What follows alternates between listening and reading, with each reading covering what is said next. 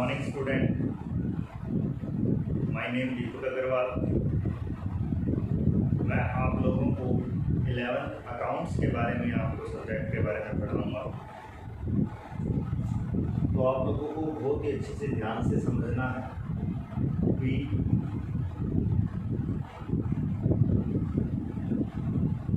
Accounts है क्या चीज़। भाई जो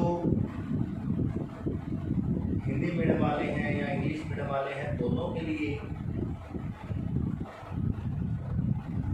हिंदी मीडियम हो चाहे इंग्लिश मीडियम हो, दोनों के लिए ये क्लास इम्पोर्टेंट रहने वाली है। अकाउंट्स यानी कि हिंदी में से लिखा गया रेखा शास्त्र, ये आप लोगों को ये सब्जेक्ट जो है मैं पढ़ाऊँगा। तो आपने इसी के साथ ऑनलाइन क्लासेस के साथ आपने जुड़ा रहना है। जैसे जैसे क्लासेस या वीडियो आपकी बनती जाएंगी वैसे वैसे मैं आपको पोस्ट करता रहूँगा और उसी से आपको सीख करके आगे बढ़ते रहना है और अपनी स्टडी को ख़राब नहीं करना, कंटिन्यूसली स्टडी को बढ़ाते रहना है। अकाउंट्स देखो, अकाउंट्स क्या है? एक आर्ट ऑफ रिकॉर्डिंग। देखो यहाँ पर एक शब्द आया रिकॉर्डिंग, आर्ट ऑफ रिकॉर्डिंग। भाई रिकॉर्ड करने की क्या है? एक कला है। भाई हमने रिकॉर्ड करना है और किस चीज़ों को रिकॉर्ड करना है वो भी देखो। रिकॉर्ड किन चीज़ों को करोगे? जिनका रिकॉर्ड होगा, जिनका रिलेशन होगा मनी से, उन आइटमों को किस में रिकॉर्ड किया जाएगा? इन अकाउंट्स के अंदर रिकॉर्ड किया जाएगा। जैसा एक हमारा बिजनेस होता है, बिजनेस के अंदर डे टू डे डेली कुछ ना कुछ इसके अंदर ऐसी एक्टिविटीज़ रहती हैं या कुछ ऐसे व्यवहार रहते हैं जिनकी वजह से क्या रहता है कि ना बिजनेस में डेली के एक्सपेंसेस और डेली का रेवेन्यू रहता है।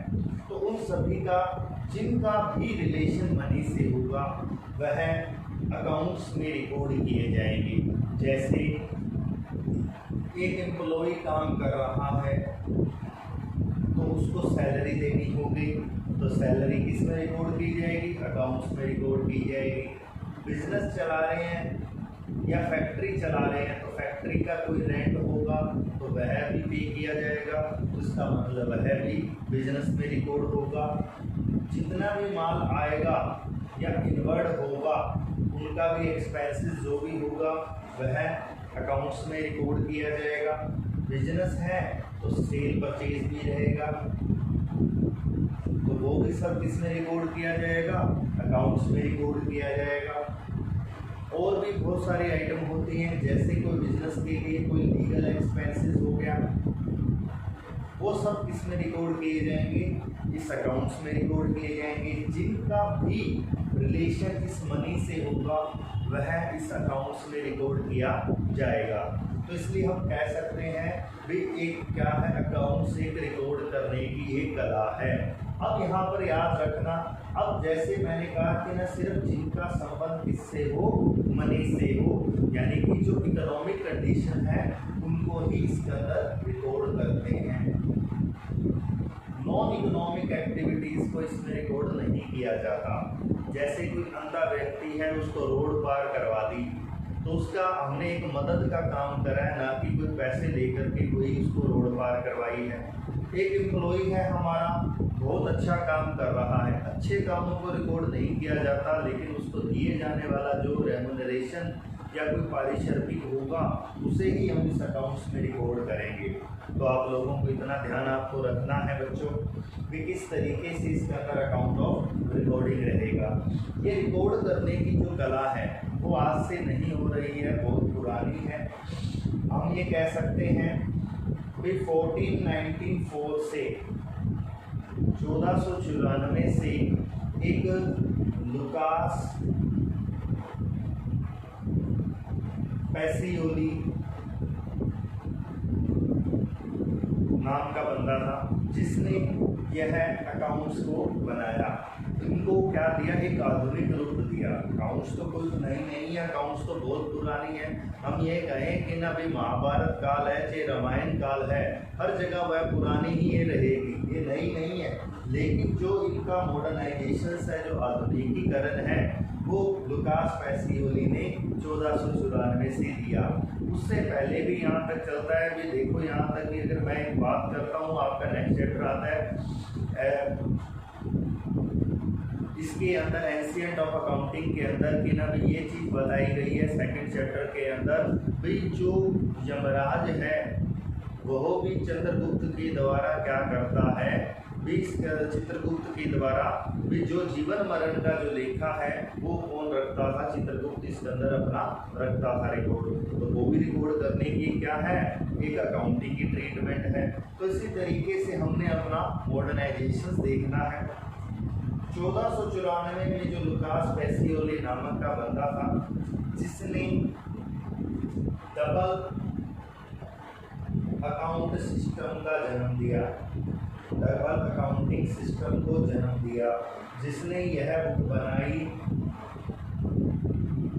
डबल अकाउंटिंग सिस्टम का इसके अंदर रूल दिया, जिसके अकॉर्डिंग बताया गया भी जो भी व्यवहार है, जो भी ट्रांजेक्शन्स हैं, जो भी लेन देन है, उनको क्या होती है, दो साइडें होती हैं।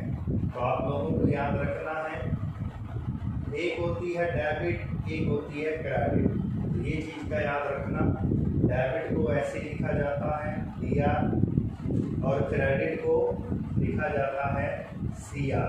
तो आपने ये जो नियम बनाने वाला बंदा है वो कौन था, 1494 के अंदर डबल अकाउंटिंग सिस्टम को बनाने वाला लुकास पैसियोली था, जिसने डेबिट क्रेडिट के नियमों के आधार पर उनके रूल्स के अकॉर्डिंग क्या बनाए गए, अकाउंट्स के रूल बनाए गए। और उन्हीं रूल्स को क्या बोला जाता है, एक आर्ट। यानी कि अगर आप सीख लोगे कि किस तरीके से रिकॉर्ड किया जाता है तो हमें भी पता लग जाएगा भी किस तरीके से इसके अंदर हमें रिकॉर्ड करना है। तो ये चीज़ें अपने को रूल्स अपने सीखने होंगे इसके अंदर। तो आप लोगों को ये बच्चे ध्यान से याद रखना होगा। जो क्लासेस रहेंगी मेरी वो आप लोगों को सिर्फ देखना है और समझना है। अभी नोट करने वाला जो काम होगा वो मैं आप लोगों को बता दूँगा। तो यहाँ तक आप देख लें, एक बार समझ लें।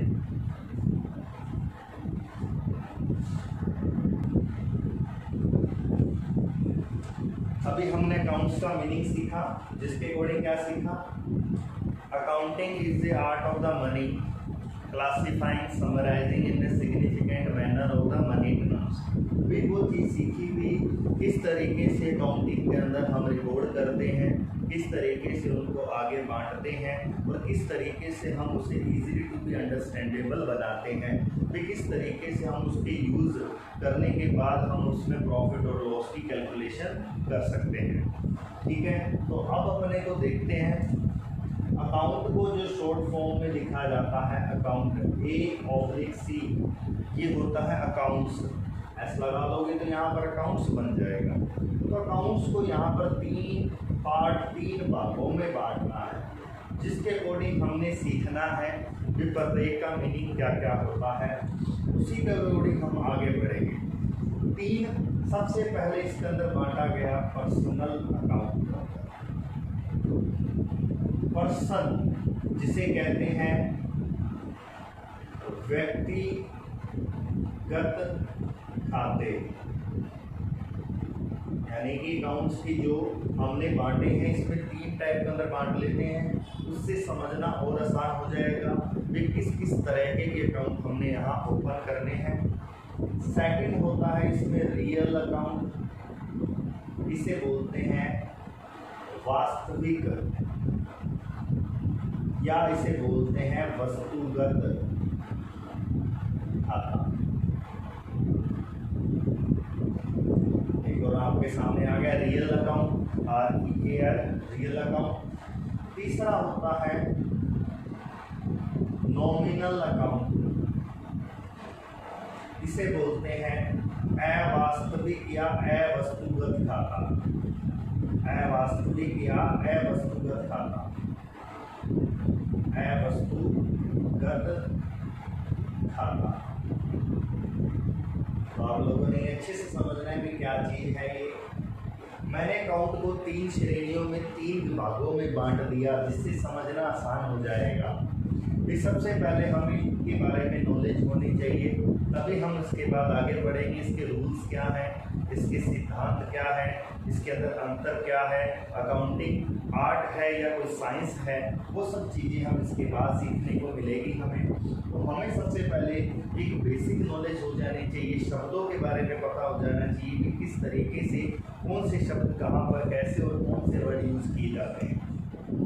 पर्सनल अकाउंट, पर्सनल अकाउंट जैसा कि नाम से पता लग रहा है, नाम से पता लग रहा है अभी क्या है, व्यक्ति, यानी कि कौन होगा व्यक्ति, कोई राम है ना, श्याम, कोई मोहन, तो इस तरीके से व्यक्ति हो रहे, तो यानी कि ये क्या है, पर्सनल अकाउंट है।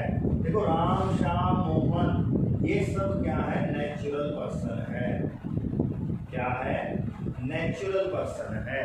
नेचुरल यानी कि this is creation bye God, जिसे किसने बनाया हो, भगवान ने बनाया हो, तो इसलिए इनका अकाउंट का नाम क्या पड़ गया, नेचुरल पर्सनल अकाउंट। फिर देखो इसके बाद कोई फर्म आ गई है ना, कोई कंपनी आ गई, कंपनी का नेम हो गया, फर्म का नेम हो गया, या कोई बैंक हो गया। इस तरीके से ये क्या चीज है, आर्टिफिशियल, आर्टिफिशियल काल्पनिक, जिसे कृत्रिम, जिसे आर्टिफिशियल, जिसने हमने बनाया हो, इसलिए इसे क्या बोला जाता है, ये क्या है, आर्टिफिशियल पर्सनल अकाउंट हो, जिसे किसने बनाया, हमने बनाया हो, इसलिए इसे क्या बोला जाएगा, आर्टिफिशियल पर्सनल अकाउंट। फिर देखिए इसके बाद कोई आउटस्टैंडिंग एक्सपेंसेस हो गया है,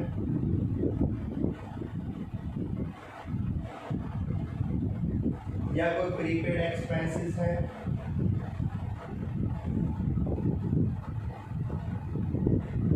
ये सब क्या होते हैं, रिप्रेजेंटेटिव अकाउंट है। कैसे रिप्रेजेंटेटिव अकाउंट है,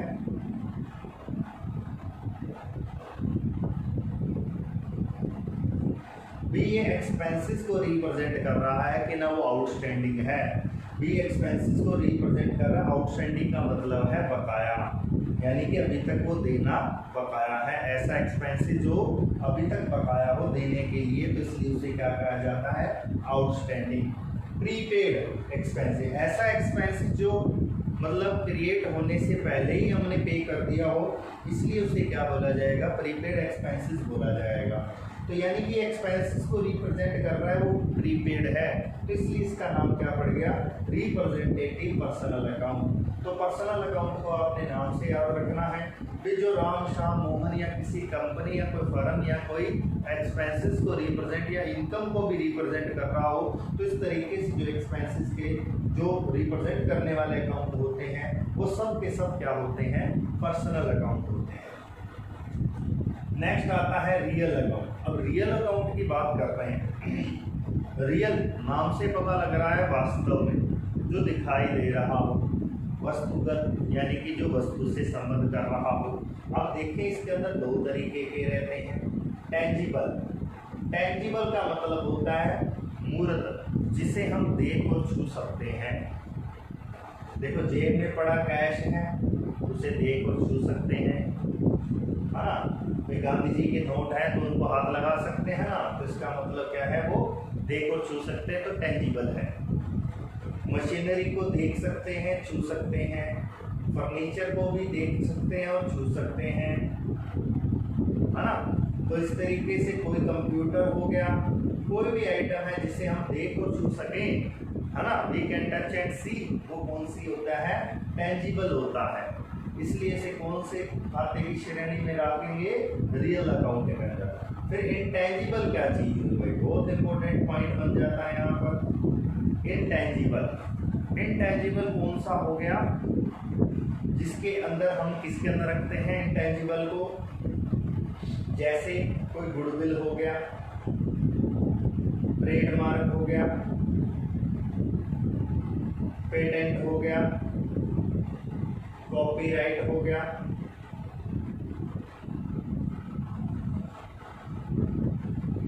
ये सब क्या होते हैं, इनटेंजिबल होते हैं, जिसे हम देख और छू नहीं सकते। गुडविल जैसे हम कह सकते हैं किसी की कंपनी की या फर्म की कोई इमेज या कोई वैल्यू हो, इसलिए उसे क्या बोला जाता है, गुडविल बोला जा सकता है। छोटा सा एग्जांपल मैं इसमें देता हूँ। एक अपने बाजार की गोल बाजार की दुकान और अपने एक मोहल्ले की दुकान में दोनों की रेट में अंतर पाया जाता है। वो अंतर क्यों पाया जाता है? गुडविल के कारण। क्योंकि जो बाजार की दुकान है वहाँ कस्टमर इजीली पहुँचता है, तो सेल ज़्यादा होती है, तो उधर की दुकानों की वैल्यू ज़्यादा होती है क्योंकि वहाँ गुडविल ज़्यादा है। तो इसलिए वो गुडविल की वैल्यू होती है जिसे हम देख नहीं सकते, छू भी नहीं सकते, तो इसका मतलब है इंटेंजिबल है। ट्रेडमार्क होता है, ट्रेड मतलब व्यापार करने का कोई मार्ग, किसी तरीके का जो मार्ग होता है उसे हम छू नहीं सकते, उसी को क्या होता है, हमारा ट्रेडमार्क का बना होता है।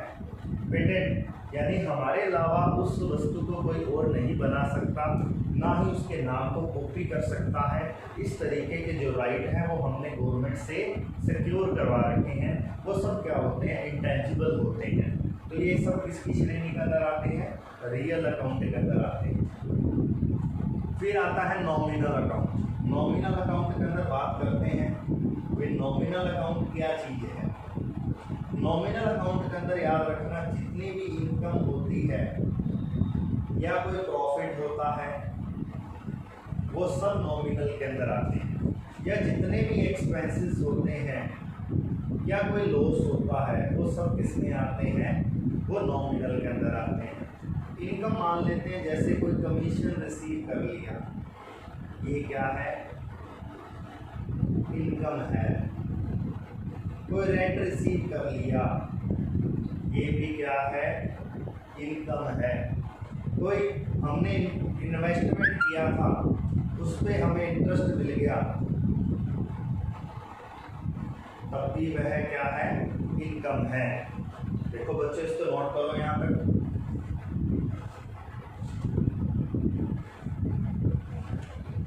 हमने चेक करा यहाँ पर भी कौन कौन सी इनकम है। इंटरेस्ट ऑन इन्वेस्टमेंट है, चाहे रेंट रिसीव है, चाहे कमीशन रिसीव है, जो इनकम से बिलोंग कर रहा है वो सब हमने यहाँ पर लिखा। ये सब क्या है? इनकम है। अब आता है एक्सपेंसेस एंड लॉसेस।